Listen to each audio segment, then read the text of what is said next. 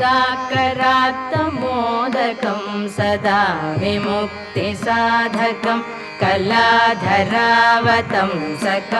विलासिलोकरक्षकं मुदाकरात्तमोदकं सदा विमुक्तिसाधकं कलाधरावतंसकं विलासिलोकरक्षकम् अनायकैकनायकं विनाशिते भदैत्यकं गताशुभाशुनाशकं नमामि तं विनायकम् अनायकैकनायकं विनाशिते भदैत्यकं